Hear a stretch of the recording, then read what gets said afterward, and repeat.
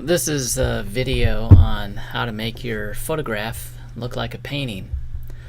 So I'm starting with a fairly simple photograph in Lightroom, and photographs that are suitable for converting into paintings are ones that have fairly simple lines, fairly simple design.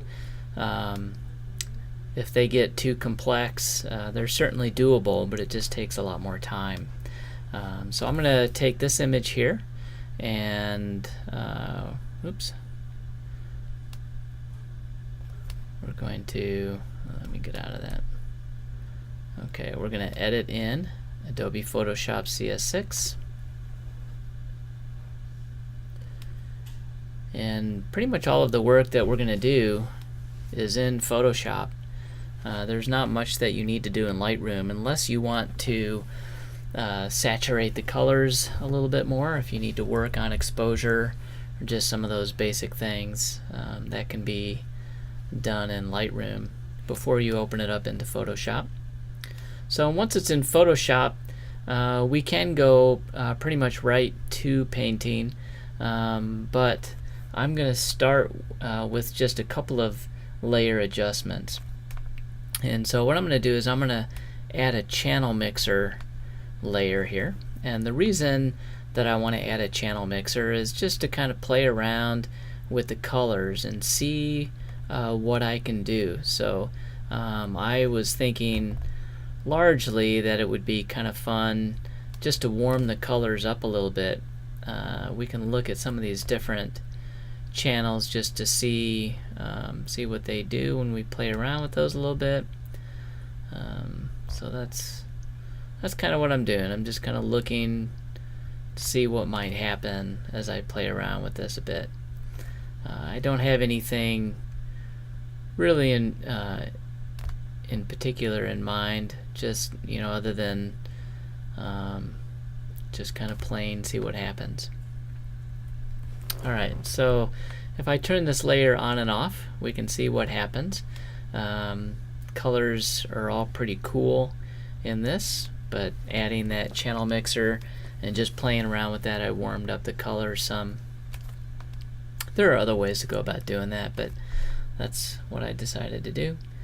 One other thing that can be fun before you make your image into a painting is to posterize. Alright, so I'm going to do a posterize layer here, and you can do this with just a few levels of colors in posterization, or you can bring it up higher. The higher that you bring it up, the more it's going to look like the normal picture, the beginning picture. But I'm going to bring this down. I kind of liked the way it looked when I was down, maybe like in the lower 20s. Yeah, I think I'll do it. We'll do right in there. Okay, so to begin painting, what I want to do is I'm going to go ahead and flatten all of these layers. I can do the painting without these being flattened, but it'll work a little bit easier for me if I have them flattened. But before I do that, I don't want to, oops, that's not what I meant to do. I want to make a copy of the background layer, and the reason that I'm doing this is because I always want to have the original picture as a layer untouched. So I'm just going to take these layers without the original background layer, and that's what I'm going to flatten. So I'll click on that little thing there, go to merge layers. So it'll merge those particular layers. And as you can see, if I turn that on and off, there's the original picture behind it. Okay, I'm going to add two more layers to this. This layer is just going to be my white layer. I'm going to fill this layer with white, and since white is my background color, it's Command Delete to fill that, and I'm going to hide that. And then this layer is going to be my actual paint layer. Okay, so this is the layer that I'm going to do all my painting on. This layer I will just turn on and off every once in a while so that I can see how my painting is coming along. But I'm going to start with it like this. Now to do our painting, we're going to come over to the paintbrush tool, click and hold on that, and we're going to come down to this mixer brush tool. The mixer brush tool is what we want to actually do our painting with. So I'm going to come here to my brush palette, and I'm going to come down until I find a brush that I like to use. The one that I like to use is this one right here. And you can play around with different brushes. In fact, I would encourage you to play around with some of the different brushes just to see what they do. So in here there are a few different buttons that we can play with. This one is load the brush after each stroke, and I'm going to leave that turned off. And then this one here is to clean the brush after each stroke, and I'm going to leave that off as well. I'm going to come here to this custom, and I like to have, when I'm painting, I like to have a very wet heavy mix. So I'm going to go to that, and I'm going to leave these all as they are, and I'm going to check this box that says sample all layers, because what this is going to do is when I come onto my image and start to paint, what I'm doing basically is as I do paint strokes, it's going to pick up the colors from these lower layers and put them onto this paint layer. I'm going to turn off the background layer so that it won't use that. Okay, so if I come in and just start to do some paint strokes, you can see how that's kind of starting to move things around a little bit. Let me zoom in a little bit. What I'm doing to do that zoom in is I'm holding the command and space bar together, which gives me this plus, and then if I click and kind of drag, oops, sometimes it gets out of control, and I'm dragging back out just a little bit. Okay, make my brush just a tad smaller, and right now you can see lots of pixels in here, but as I paint, you can see that basically what it's doing is it's kind of smearing all of those pixels.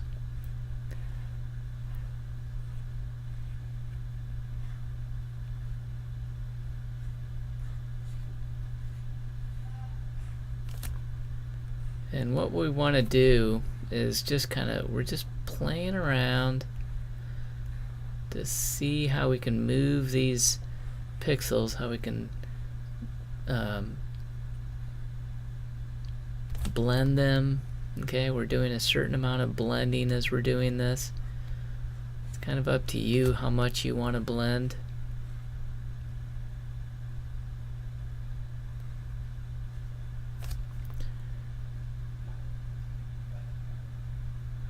There are times when I actually want to paint in a particular color, and I'll show you how we might do that in just a little bit.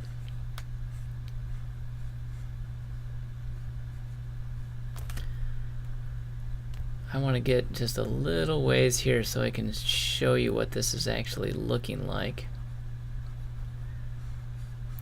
It's a little bit hard to tell just exactly what your paint strokes are doing and how they're looking until you've gotten a little ways in here. I don't know if you noticed how it did a little blob of color there. Okay, so if I turn on my white layer, now you can see just exactly what's going on. You can see how I'm moving these colors around and kind of creating these paint strokes, and you can see where I've painted and where I haven't. So that's what I use that white layer for. Just turn that on and off every so often so I can see exactly where I've painted where I haven't, what my paint strokes look like. You have to just get a feel for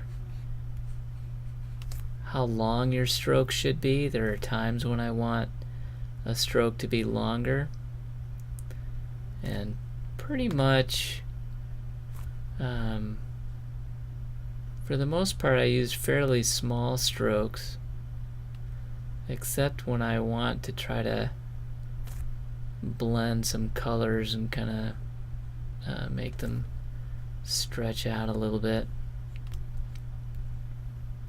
I want to pull a color up into a particular area.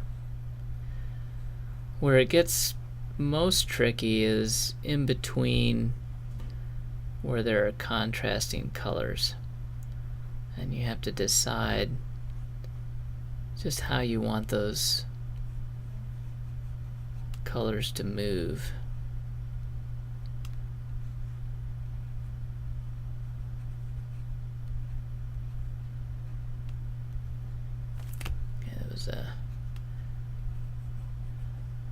Had to move some of that around a little bit to make it do just what I wanted it to do. Eventually, as you move along and you get this done, you'll be able to turn on this white layer and use it just turned on all the time. And when you get to that point, you'll uncheck sample all layers, and that way when you're painting, you're only picking up colors that are on this layer. They're not you can see that it was how I picked up, there was like some black that came in. That's what happens when there's no color there. It'll kind of pick up a black like that, and that's because black is the foreground color.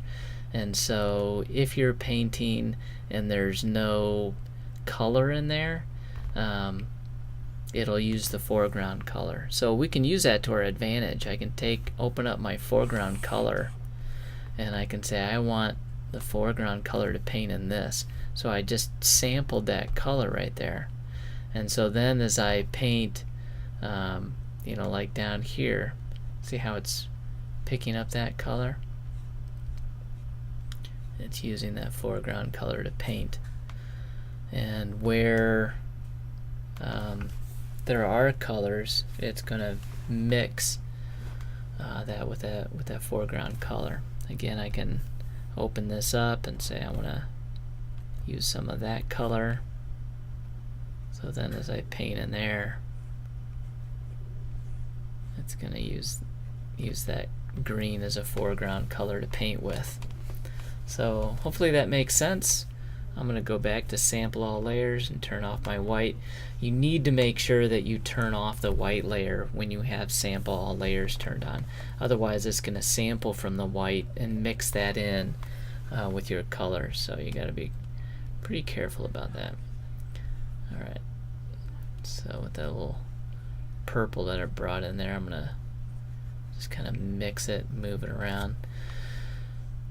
So one thing that hopefully you'll learn from what I just showed you there is there are times when maybe you don't like something quite the way it is, or you want to change the color and do something a little bit different with it.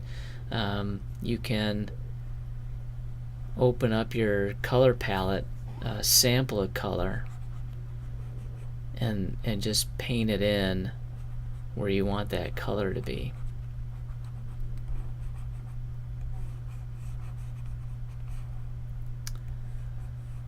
Alright, so that's all I'm going to do for now with this, and I'll show you what this looks like when it's all finished.